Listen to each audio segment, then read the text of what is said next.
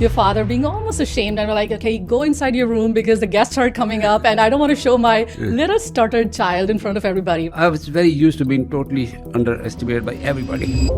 You were the first Indian founder who made the company public on NASDAQ. What type of skills you had to inculcate? If you decide to become an entrepreneur and able to sustain your fire and last for a year, your odds improve tenfold. Because 90% of the people can't sustain that fire for us. Was there a time when you felt like self-doubt? Like, okay, I think I should go back? I tell even entrepreneurs now, you haven't lost until you say it's not for me and go get a job. You get back on the horse. You fall, you get back on the horse. You fall, you get back on the horse. Losing is not an option.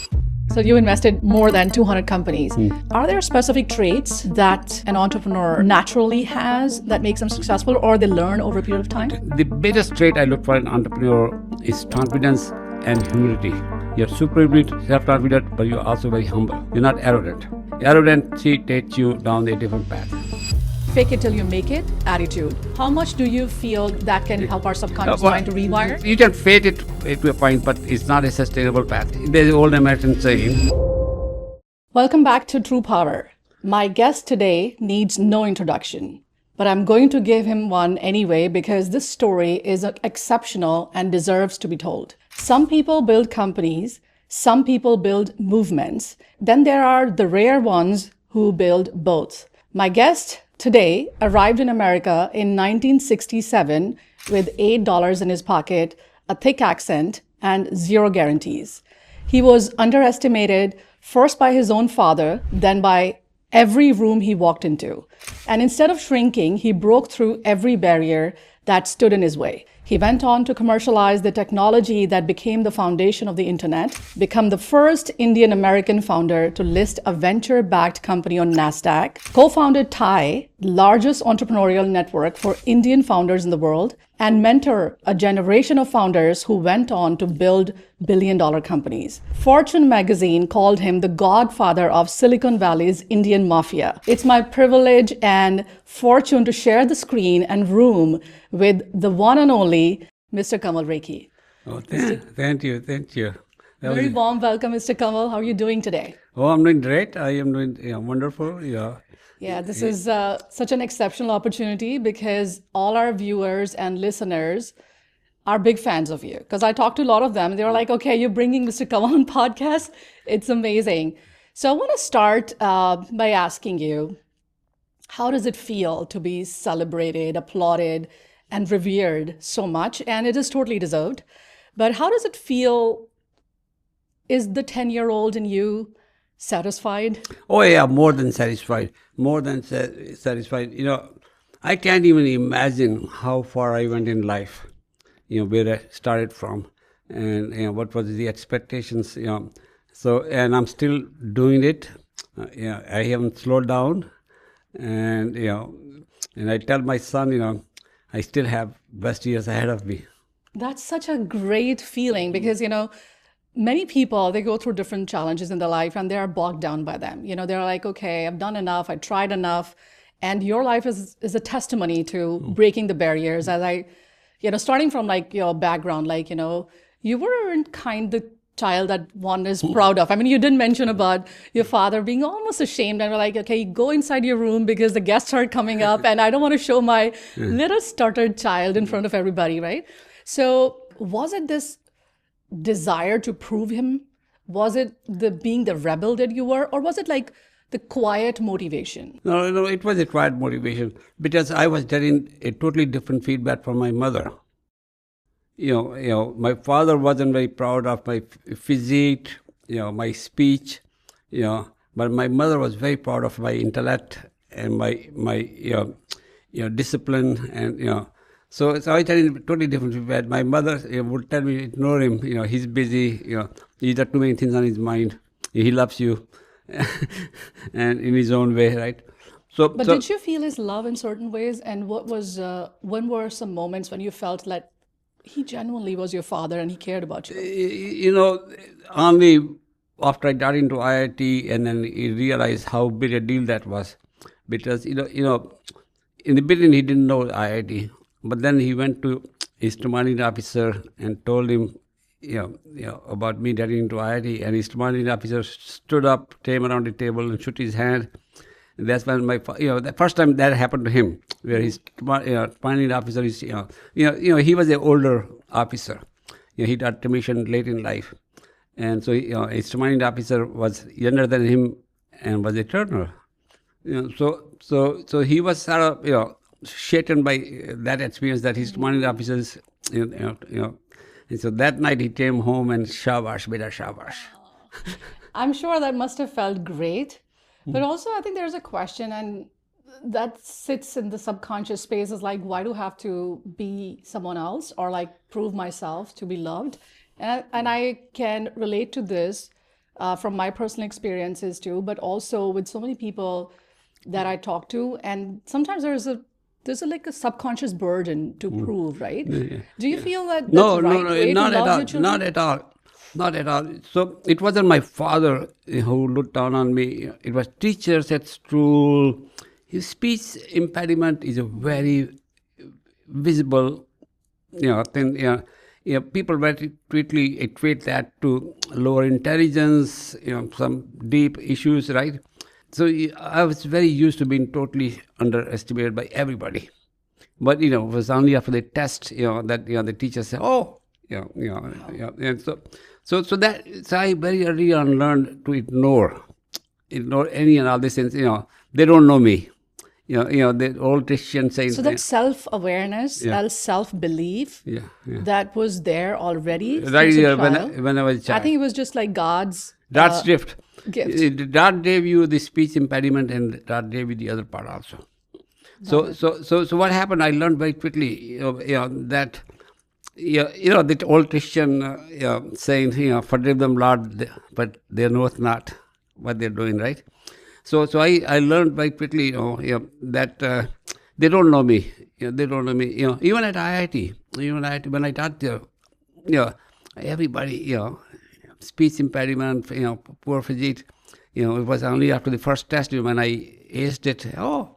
This guy is, he's all right. Wow, that's amazing. So you made your own path. But I want to just take a little bit deeper dig into this. Was it the self-belief of knowing that I'm worth something, and that awareness, was it again coming from any sort of external validation? Oh, yeah, absolutely. Was it your mom or anybody else? My mom was the feedback. But all the neighborhood kids will come and ask for help in their math. So everybody, had an issue, with math problem, let's come and talk to me.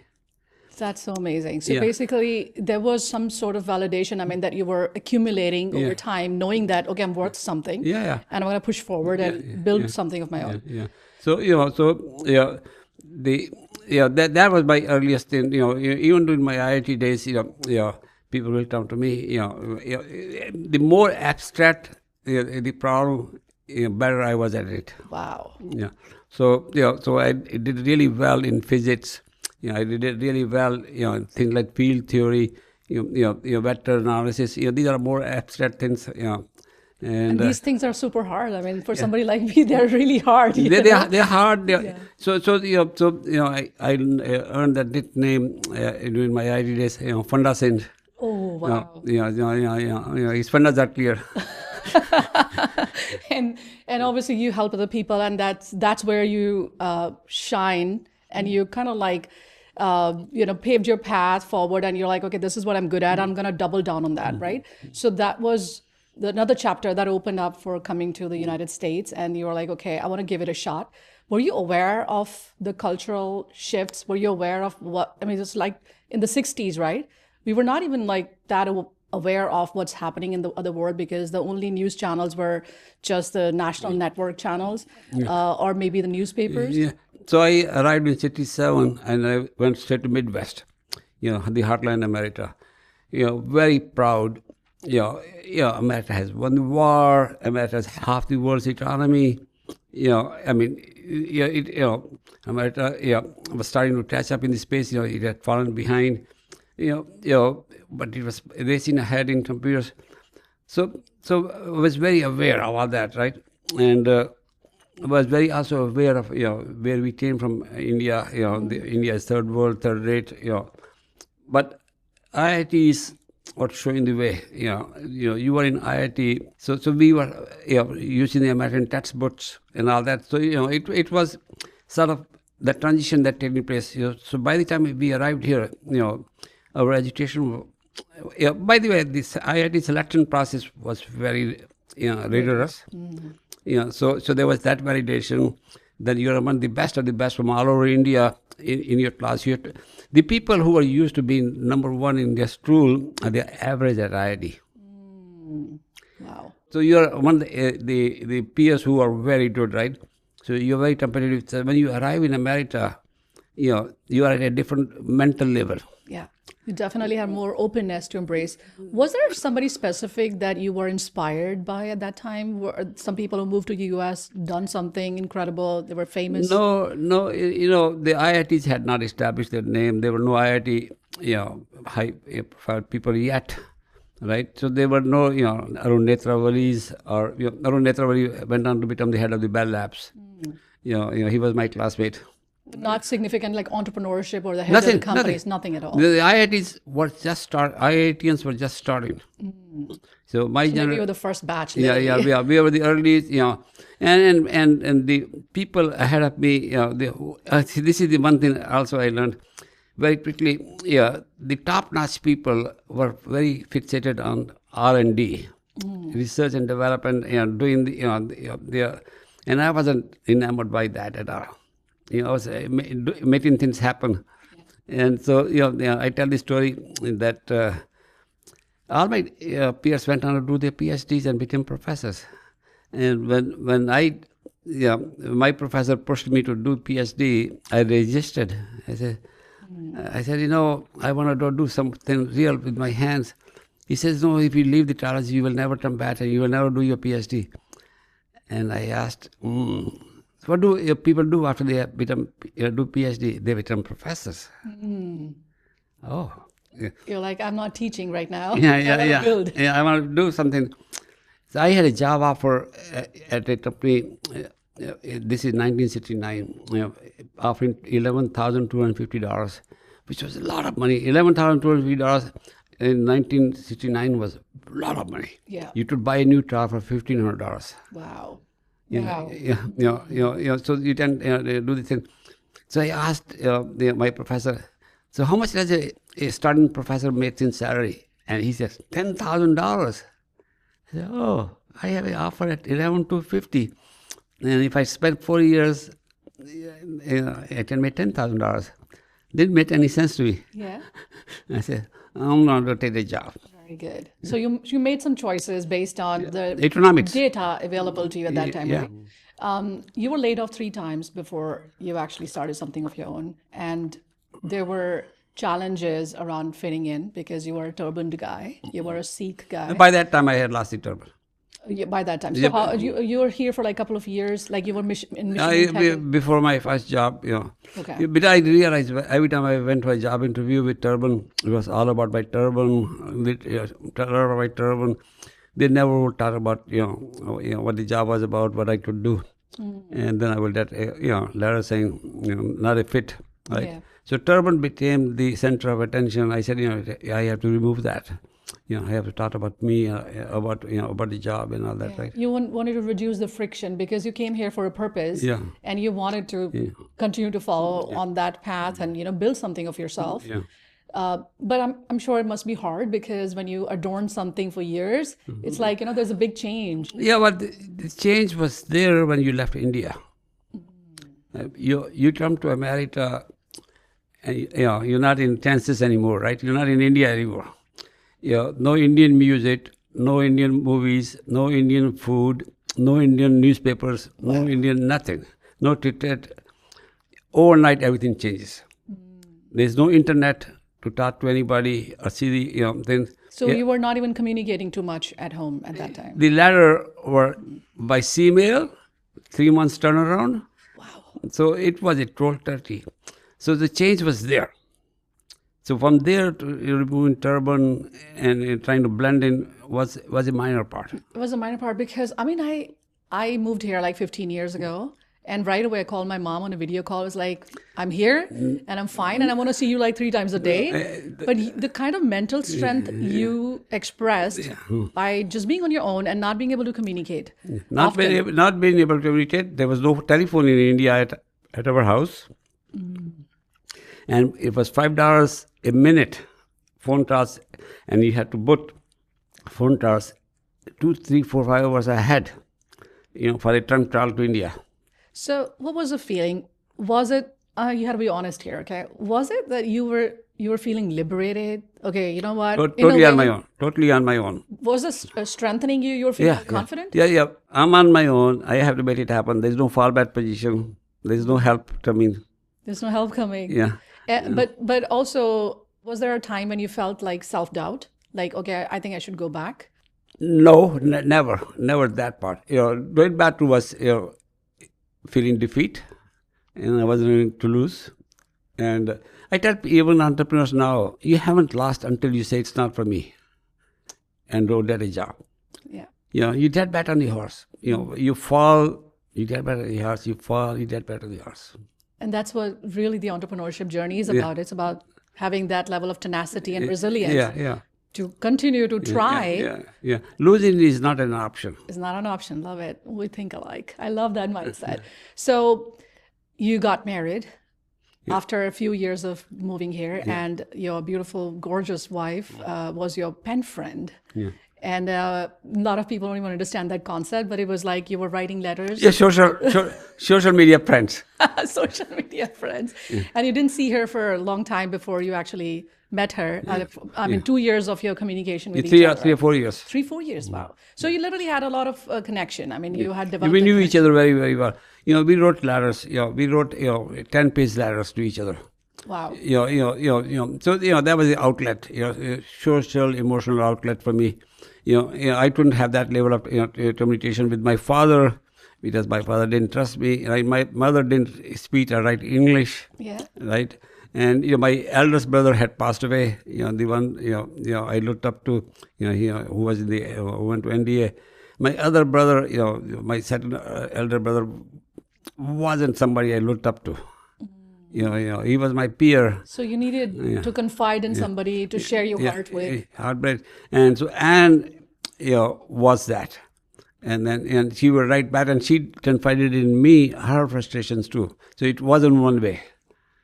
Yeah, that we actually saw yesterday at the screening of Breaking the Code. Exceptionally done documentary on your life by your beloved son, Ben Rekhi. And I learned a lot about your life. I mean, it was like moments where I almost broke into tears. So many feelings were there, and especially I come from similar Sikh family, so I was able to relate with lots of experiences, and moving as an immigrant to this country as well. So there are challenges that are unspoken of, trying to fit in. And I do want to mention one thing. The Anne's acceptance of me as I was a total validation of me as a person, in my mind. So she had a total unconditional love and acceptance of me as a person.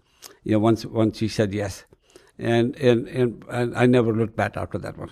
That's amazing. I was about to come to that point, that what we saw in documentary was that you did mention that it boosted your morale, because you were like, okay, this beautiful, gorgeous woman that I met after 4 years of communication with, and within 10 days, you made her say yes. So you're a great negotiator from the very beginning. You were like, okay, I want to get married. This is the deadline. Yes or no? The other way I did tell is, I was able to read the situation well enough to have the courage to ask.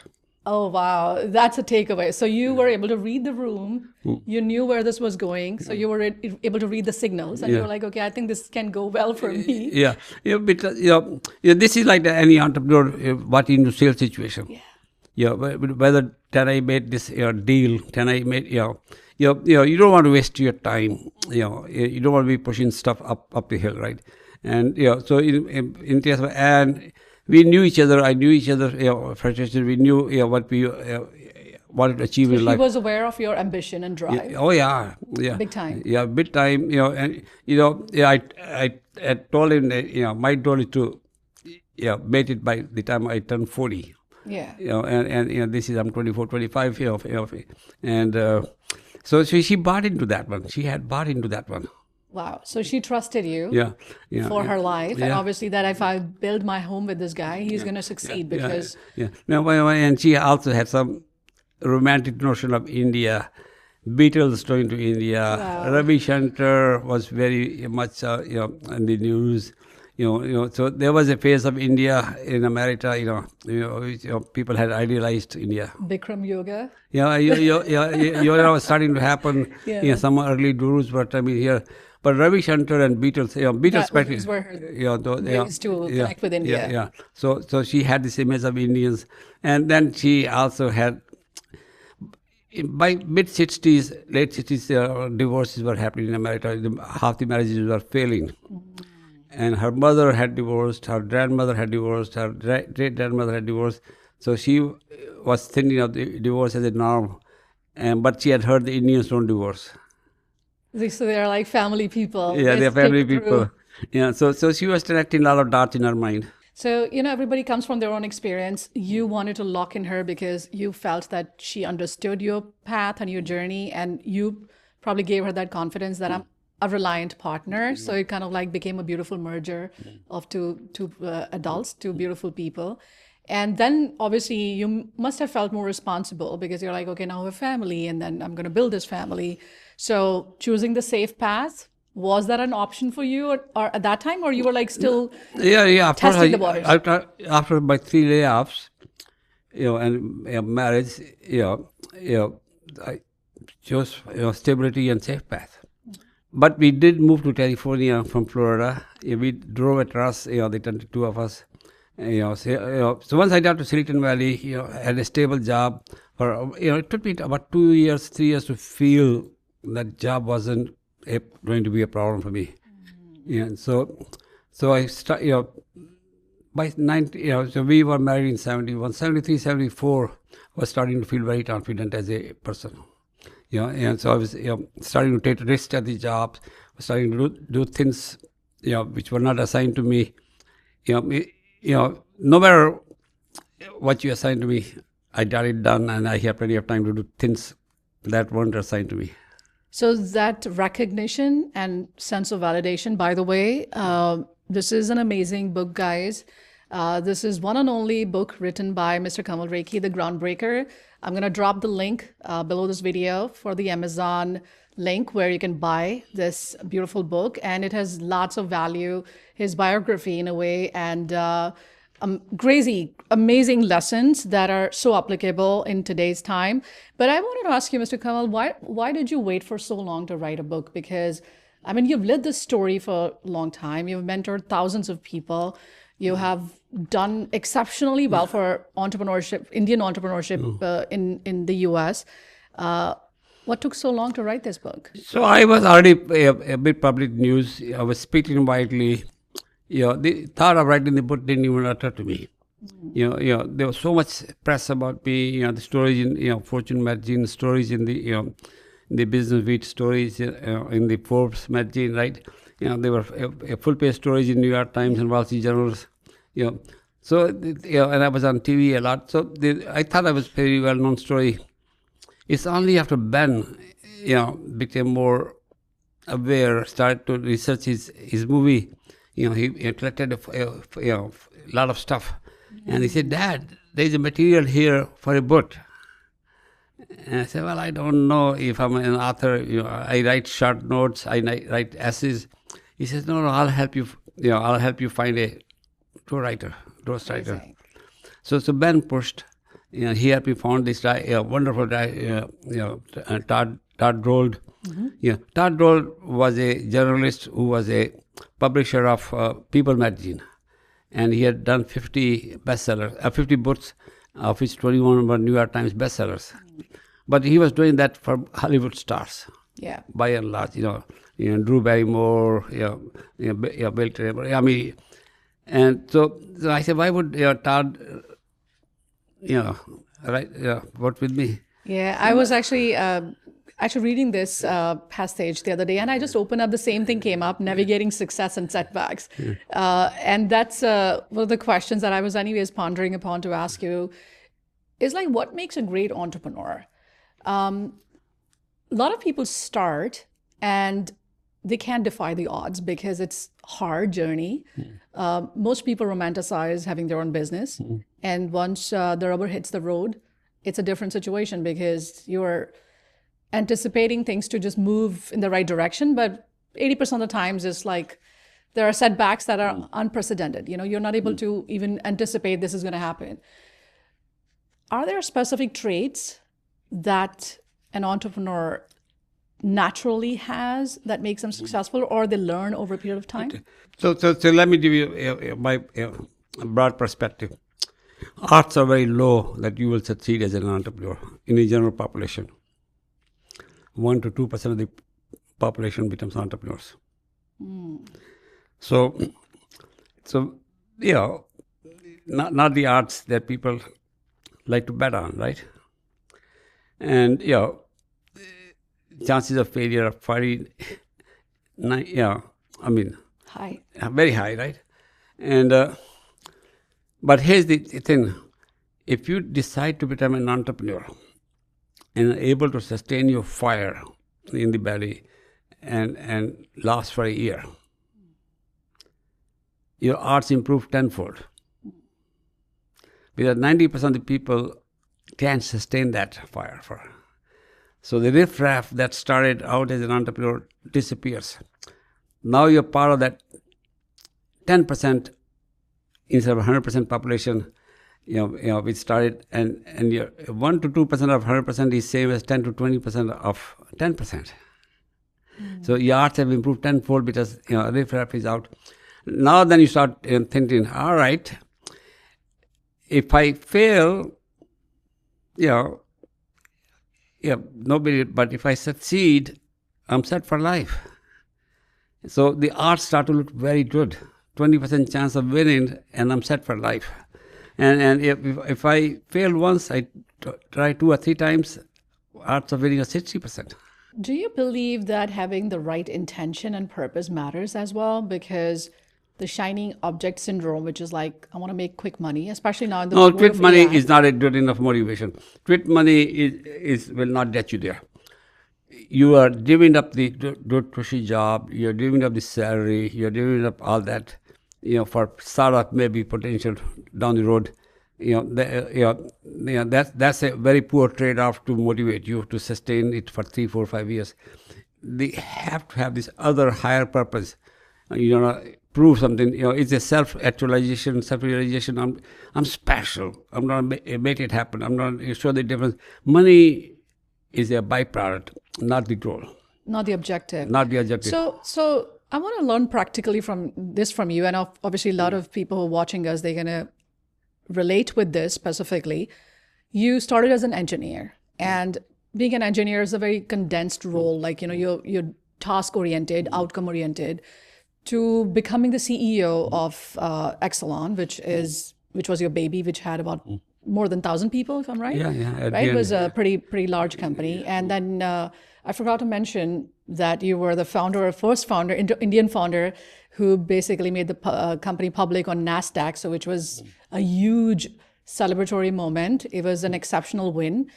But what type of skills you had to inculcate to become the CEO? Because now as a CEO or the manager, you are working with people, you're making sure that the company succeeds. So I think you'll have to read the book. I have 2 chapters in the book. There's a chapter on making of the entrepreneurs, and there's a chapter on making of a CEO. So the engineers, professors, they specialize. They go down this path. They did very good at this narrow task.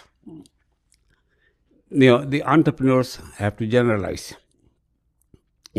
So as you specialize, you go deep, and you know a lot about very narrow area. The entrepreneurs have to know a little bit about everything.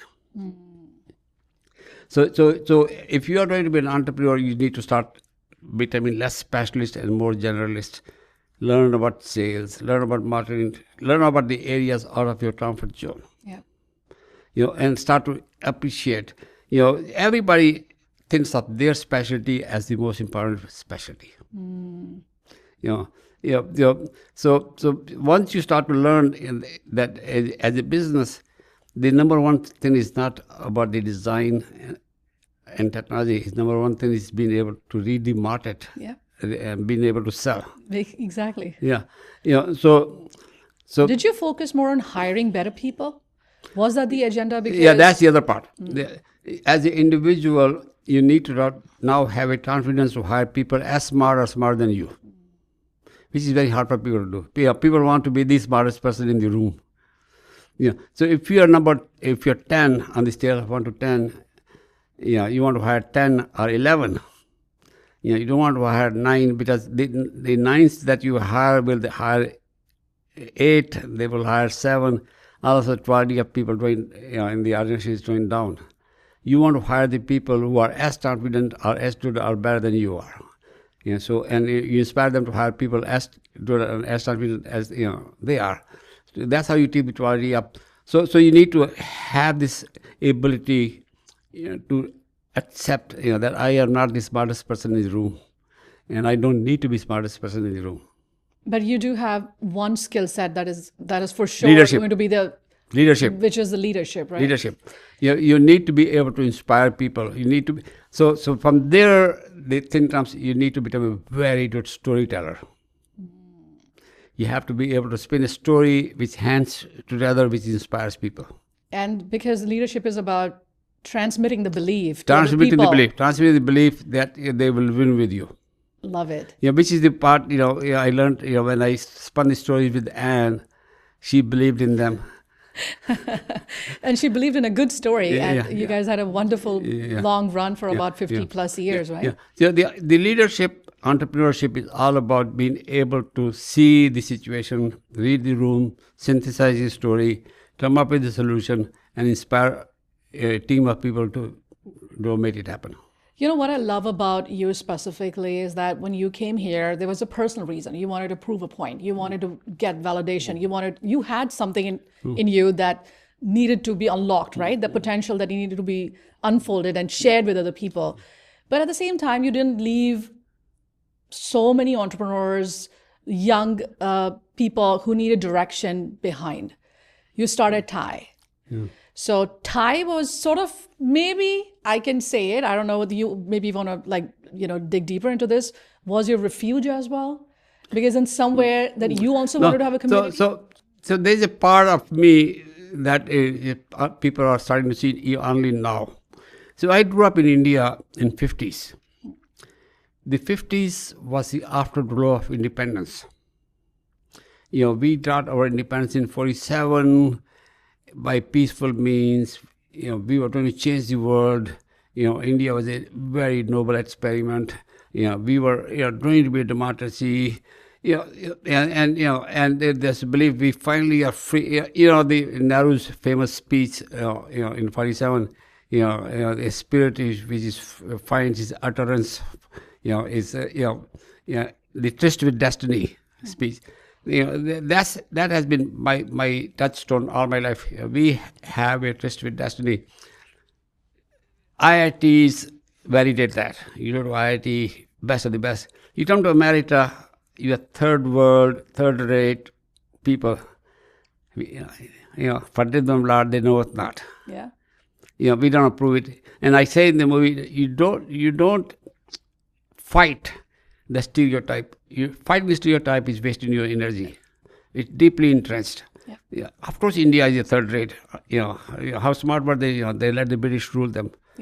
Of course, they have. They're starving. They have famines after famines after famines, right? So 90% illiteracy. So you have to accept that as a reality. Then you start saying, but I'm smart. I'm smarter than any of these people in the room. Yeah. I'm not. And I can do my bit. I'm not let them see it. Michigan Tech, where I went to school, I am their most distinguished alumni ever. Oh my God, that's amazing. I have transformed the university and I have transformed the town. And you were barely speaking English at that time. Yeah, right? Back then. But now when I go there, I'm God. Wow. The Michigan Tech is in a town called Horton, Michigan. Horton, Michigan was a sleepy American Midwestern town. Houghton had a very powerful startup by a professor, backed by me. I inspired him, I backed him, and and that whole town, got electrified. Amazing. Yeah, so when I told there now, they thought, don't think of me or Indians in any other fashion than this has transformed. You literally paved the path for Satya Nadellas or Sundar Pichais of the world because you literally showed to the world in early 70s or 80s that we're good for something and we can be the leaders and we can head the companies. So it was not me alone. I was among the many who were starting to shine. I went a little bit farther than the other. Arun Netrawali went on to become the head of Bell Labs. Yeah, that's pretty big. Very big. Yeah. Arun was my classmate. Rajiv Lochandrupta went on to become the CEO of RAS, that chemical company. What was it's okay. He was my classmate. It was a $5 billion company. He was so he was not a founder, but he went on to become CEO of that. In 90s. So you were a little bit on a different path because you founded the Exelon, which was commercializing the technology, and because you saw the opportunity. So I was not a polished English speaker. I didn't have the presence. I didn't have Dunstol. By the way, Victor Menendez at the Citibank was IIT, was a year junior to me. Okay. He became deputy chairman. So there were several of us moving different paths, right? The reason I stood out was I was the one who brought the new ground of becoming an entrepreneur. And the reason I had to become an entrepreneur was I was not seen as a polished CEO to rise to the ranks. And also getting the funding, which is another funding. chapter in the Funding, book. but we was able to achieve funding. But the entrepreneurship was the only route available to me to break through. Because you were like, okay, this is the path. I know how to do this. And I'm going to bring a team together to make it happen. And so you were able to at least understand your own limitations as well. Yeah, I knew my limitations. I knew I had speech impediments. I knew I was physically awkward. But those are not the things that stand in the way of an entrepreneur. They stand in the way of being a polished manager who is seen by seniors as See, there's this stereotype. People start to see. That's what rises to the ranks, right? Amazing. There's a saying called make it and fake it. Fake it, Fake it until you make it. This is saying fake it till you make it. Yeah. And this is way more prevalent now because more and more entrepreneurs are coming and showing up, especially because we have now social media. Anybody can start a thing online. I mean, literally, you can open a company online. You can start showing up. Actually, this is how I started my business as well. When I came here, I had no network. I didn't know anybody. So I had social media. I had LinkedIn. So I started to show up. I built my company, brought in my offers and my services, and started to get one client at a time. But I realized that the journey was going to be really hard, and I stayed in the game for the longest time. But there's a tendency for people to fake it till you make it attitude. How much do you feel that is, that can help our subconscious mind to rewire? So there's an old American saying, you can fool all the people some of the time. You can fool some people all the time, but you cannot fool all the people all the time. And how about fooling yourself? No. So there was a term bad. So you can fake it. You can make fool some people all the time. But eventually you have to self-sustain. The brand India may have gotten ahead of itself. The Indians got branded as smart people, entrepreneurial people, managerial people. So a lot of people, write that brand. But eventually you have to do it. Yeah. You have to do it. Satya Nadella would not become a CEO of Microsoft and stay there as a CEO of Microsoft for 10 years. Yeah. Satya Nadella created more wealth than Bill Gates did. Yeah. True. And I'll tell you a couple of other stories. The IBM board, IBM is going through this manager after manager after manager, CEO, and going nowhere. And one board member says, "Where is our Indian CEO? Why don't we have a Satya and Sundar Pichai here at IBM?" Wow. So they hired Arvind Krishna 4 years ago. He's transforming IBM now. Absolutely. The IBM value has more than tripled, quadrupled since he became a CEO. Yeah. So you have to deliver. You have to deliver the value. Enough of us have to deliver to maintain the brand.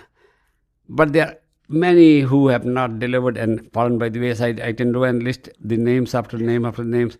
There are people who faked it and fell very hard. That's not the best paths. Yeah, you can fake it up to a point, but it's not a sustainable path. Sustainable path. Yeah. So you've invested in more than 50 companies. 200 companies. Okay. Thank you for the correction. So you invested more than 200 companies.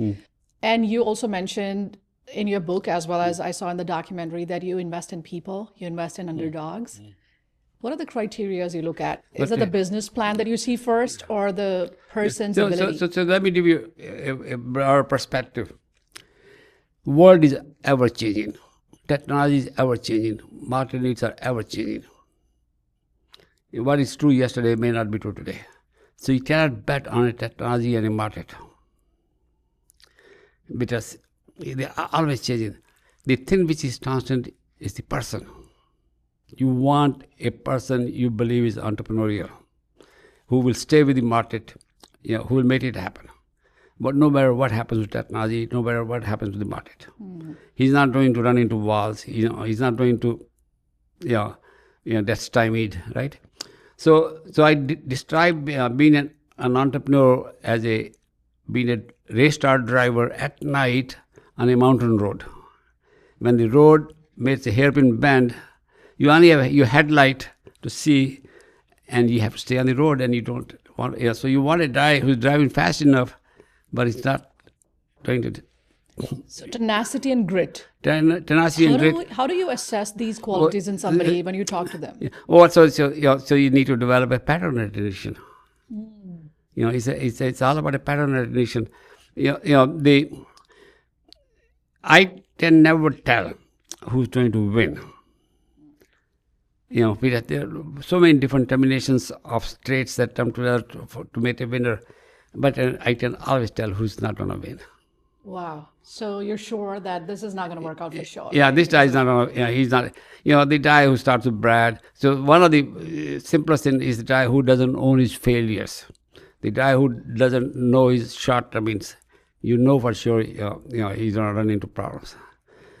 Right. So you basically interview or have a conversation with these people, and eventually you're like, okay, I know. Yeah, I know this guy. Your failures teach you a lot more than your success. Your success to be accidents, lotteries. You win lotteries. I was coming to that question next because it was popping in my head. This is a great journey. I mean, you're so inspiring, and I'm not just saying it for the sake of saying it, but I believe that you paved the path for Indian entrepreneurship here in the US. And of course, you brought in thousands and thousands of people who wanted to be entrepreneur on the TI path. Yeah. I mean, I joined TI last year as a charter member, and I was blown away. So I forgot to answer your question about TI when you asked me earlier. Earlier too. So I told you I grew up in India in 50s. The idealistic days after the glow of independence, we were going to change the world. The IIT days. But then 1962 happened, when China beat the hell out of India in the war in Himalayas. It was a big letdown. And then 1965 happened, when Pakistan fought India to a standoff, a draw. So those were the shaking moments. But my core belief in India as a country, the idealism stayed with me. So when I emerged on the other end as a successful person, I had the money, I had the time, I had the then I went back to that project. The TIE was going back to India. I had totally disconnected from India over those 7 years, 24 years. So when we started being in Shabash Patel and few other people, Prabhu Royal, we thought in very lofty terms about, India needs a new freedom movement. We had our political freedom from US. We got sidetracked into socialism, and we got, stuck in the mud. Here we are doing so well in America as entrepreneurs. Why don't we bring entrepreneurship back to India? Why don't we preach the gospel of entrepreneurship and wealth creation? So TIE was not an accident. It was a well-debated thing. So we positioned it as a new freedom movement for India. The entrepreneurs are new freedom fighters. They will create the wealth. They will create the stuff. So that became very inspirational motivation from inside and became a project in itself. So it was not only TIE that I did here in the US. I went back to India. Yes. Dave talked about paying back, giving back to IIT Bombay, engaging with policymakers, giving speeches. We held a seminar in Delhi and Bombay in 1998. Entrepreneurship and wealth creation, Silicon Valley style. I will talk about why do Indians have to go to America to succeed? Why can't they succeed in India? The same people, same genes, you transplant them into America. It's the resources. Yeah, it's not the resources, it's the environment. Exactly. The same plant grows nicely in this soil and doesn't grow at all in India. During that time, you also advised Mr. Atal Bihari Yeah, Vajpayee. Prime Minister Vajpayee was listening when I was saying to these things. And so he made these changes. So my point was India needs to change to let its people blossom. Yeah. They need to let the entrepreneurship happen, and that's starting to happen now in India. But while I'm doing this thing, the Indian IT industry is emerging. Narayana Murthy, Premji, they're building Infosys, Wipro, and little bit of Lati, but they are emerging. So these two things are converging now. So TIE became really big. Now we have more than maybe 70,000 people? Yeah, 70 chapters worldwide. 70 chapters, right? Yeah. And how did you find more satisfaction and joy in this whole process? Yeah. So the reason TIE did so well is that messaging, stayed at a spiritual level, paying forward. Entrepreneurship is whole, goodness in itself. It's nobody's sandbox. It's not one person's. It's a movement. So to tie that position in a very broad sense, rather than our project to find few winners to invest. So it was not an investment club. It was not seen as a way to make money. I think it was positioned as a transformative organization. Our people, Indians, have found a way to move forward in the world, and that's through entrepreneurship and technology. Yes, and I've been doing some workshops for TIE New York, and I've conducted some workshops for startups, and it was such a great feeling to be able to support and help companies that are looking for marketing support and wanted to digitize themselves. So the other thing we said at TIE, that we all benefit when the brand India rises. Right. We all benefit, when the Indians are not seen as third world, third-rate people. So stay focused on the broader masses. Yes. You get bigger opportunities, you get better opportunities, and then you can grow faster. Yeah. And then the other message in TIE we also delivered was, we are here. Is the Indus entrepreneurs, not the Indian entrepreneurs.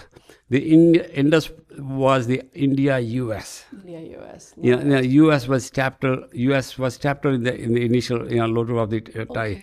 And it was red, white, and blue, not the Indian title. Okay. So it was red, white, and blue, the India-US entrepreneurs. Okay, that's okay. Yeah. Indus, that's Indus. Okay, amazing. Yeah. So it was a play on the words Indus Valley, but it was the India-US. Love it. So we're just turning to a little bit more spiritual sense of our conversation. Do you believe in destiny and luck? Do you believe that you had some forces supporting you to cultivate this amazing stack, this amazing, successes one on top of each other? So, yeah, I'm not to answer that one in a second. You are a sage, right? Yeah. Guru Nanak.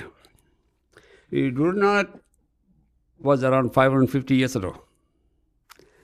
And the message he delivered back then is the message of Thai. Message, and so let me present to you.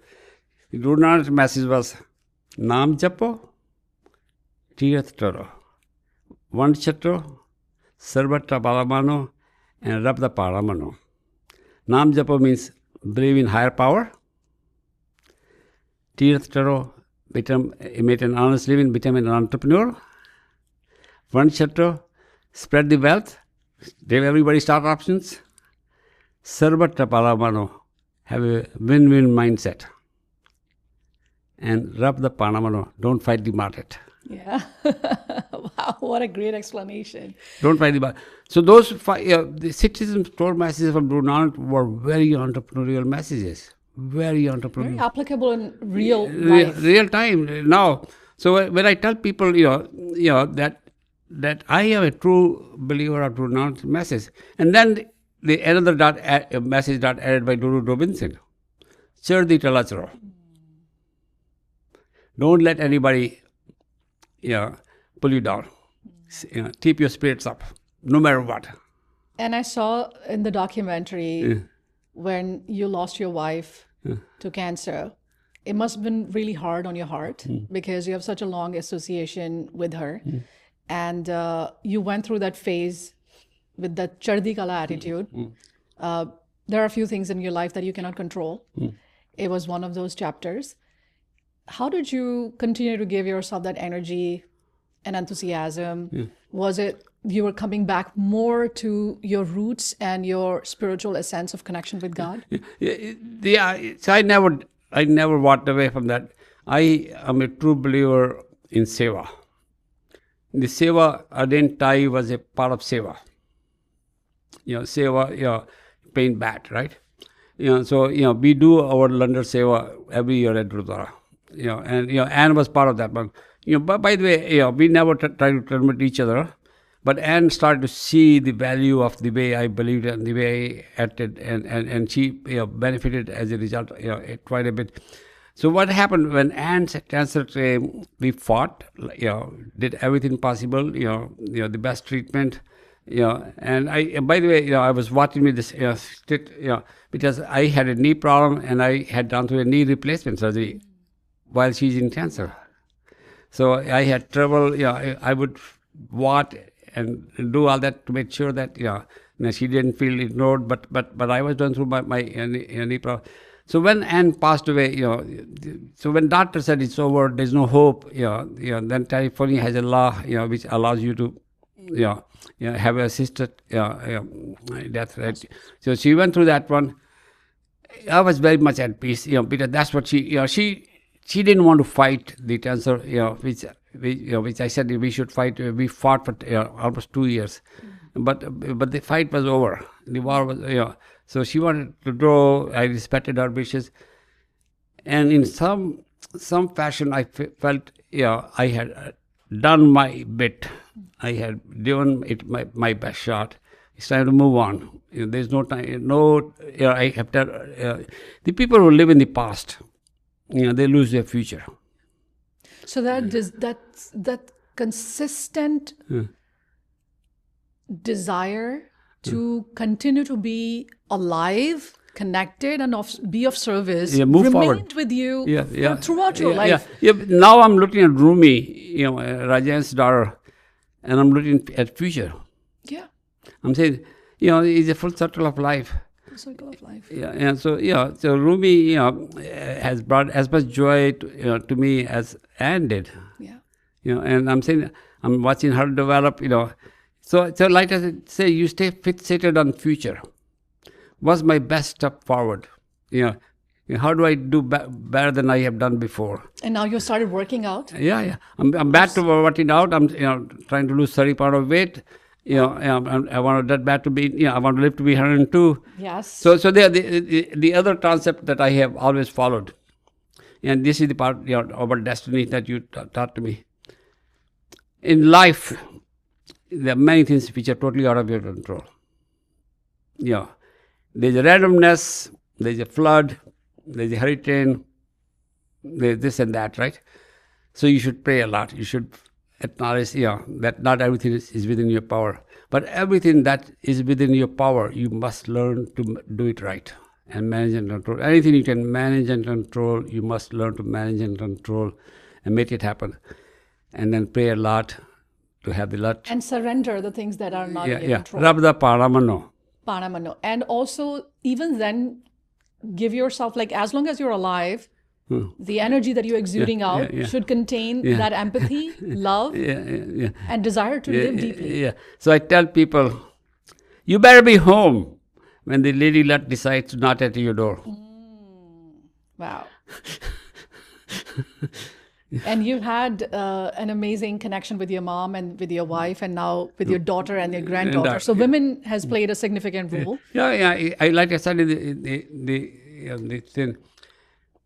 My father used to say, it's man's responsibility to assure the happiness of the women in his life. The mother, the sister, the wife, the daughter. Those are the four women, and their needs and their aspirations are your responsibility. Totally love it. Kanwalji, one of the questions that I ask all of my guests is true power. What is true power for you? How do you define true power in your own words? And how has it been embraced by you and shown by you throughout your life journey? So I don't know how would I define, but you had earlier asked me about traits of entrepreneur, and I'm going to frame this thing. The biggest trait I look for in an entrepreneur is confidence and humility. You're supremely self-confident, but you're also very humble. You're not arrogant. Arrogancy takes you down a different path. You're self-doubting. You're and holding yourself accountable.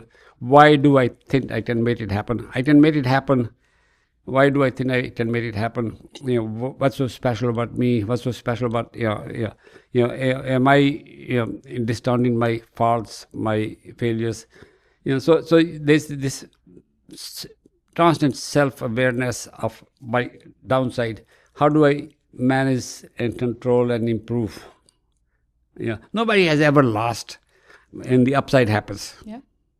You lose when the downside happens. So you ticket to winning is making sure you manage that side more than you manage the other side. So the humility is a very big part of that one. What am I missing? Where's this thing going to strike me from the left field? So I need to make sure that I avoid that. Rather than I'm going to win. Winning is never a problem, right? The other part is what I would call owning your failures. I hate a person, an entrepreneur, who says, my last company failed because my VP of engineering didn't get the part right. Or my last company failed, the customer pulled the bid order. And my last company failed because investors wouldn't give me more money. It was always somebody else who made me fail. I like the person who says, I wasn't sharp enough to see my engineering manager was falling behind. And I wasn't paying attention to my customers' unhappiness with us. Or my investors were getting frustrated with what we were doing. You own. Own your mistakes. Own your mistakes. That's what you learn. Work towards improving it. So my superpower came, when I always, looked at my failures and my shortcomings and see how I overcome them. That's such a beautiful thing. And it's very empowering for all the viewers and listeners who are watching us. I was seeing the stats of my show, and I was seeing that anywhere ranging, people ranging from 22 years of age till 55 were the ones that were watching this show a lot more. And I'd love for you to give one message, especially in the world of AI, where we're just moving super fast, and so many people are betting on themselves and pushing out to become entrepreneurs, because obviously this is the trend, that the wave they want to ride on. Yeah. So two messages. So AI is happening, is unstoppable. It's a tsunami. Well, whether you learn to fight this wave or you learn to ride this wave is up to you. So how do you start to learn to ride this wave? It should be your role. Saying, you don't tell my job, don't tell all the jobs, is going to serve no purpose. So you need to, become, how do I take advantage of this wave? How do I use AI to do what I'm doing 10 times better? Or how I use AI to do things that I didn't even think I could do before? So learn to master that side. So that's it. What should be about any and all all position that in a slightly different fashion. The other message I tell people, 22-year-olds, don't let anybody tell you how far you will go in life. Don't let anything hold you back. Your own limitations, your own speech impediments, or your own outward fidgets. Find a way to move forward. Find a way to overcome. Invest time and energy to work on your things. I had speech therapist. I had all sorts. I worked with a trainer, to improve my health and all that. I described life is like surfing on the beach. You go paddle out, work hard, and catch the wave. But every wave brings you back to the beach. Beautiful. Then you got to paddle out again, and catch the next wave. You can't sit on the beach. So every wave brings you back to the beach. And I described another way. When you become a mountain climber, entrepreneur, you reach the top. Now you have a choice. You can sit on the top and stagnate. You can't jump from one mountain top to the other mountain top. You have to come down and climb the next mountain. Yeah. So you always have to learn to climb, not stagnate. Don't sit on your laurels. Yeah. Find the next mountain to climb. Find the next give wave. yourself that energy and passion to continue to grow in life. Yeah. Right? And every time you try to catch the next wave or climb the next mountain, you have to, paddle out or climb down to climb up, right? Yeah. So you're always preparing for the next challenge, which is what that's been my style in life. I'm always looking for next mountain to climb, next wave to climb. And Kamalji, I must tell you that we really need you here, not for another 20 years, for next 50 years. And you're definitely going to watch India turning 100 with the Independence Day on 15th of August, which would be 2047, right? And I just request God and pray to God that it gives you really long life, so that we can continue to learn from you, continue to take your guidance. So just to, let me answer that one. I'm doing everything in my power, improving my health, doing things, eating right. But there's an element of luck. So I pray a lot. You pay back a lot, and that's why I think you're just going to continue this. Yeah. And that's the most beautiful thing about you, the seva bhav. I think this is what I learned. Yeah. And I will do my best to, pay it forward in Thai as much as I can, which I continue to do as well. Thank you so much for being here. It was such a pleasure and honor to host you today and to learn so much from you. And I'm sure lots of people are going to relate with it. I'm going to just read all the comments under the video on YouTube and on Instagram. And I really appreciate you taking the time out and coming here. And the book is The Groundbreaker, guys. Make sure that you get your copy on Amazon. The link is going to be in the description. Thank you so much for watching. And thank you so much, Kanwalji, for being on the show today. Thank you. Appreciate it. Thank you. It's my pleasure.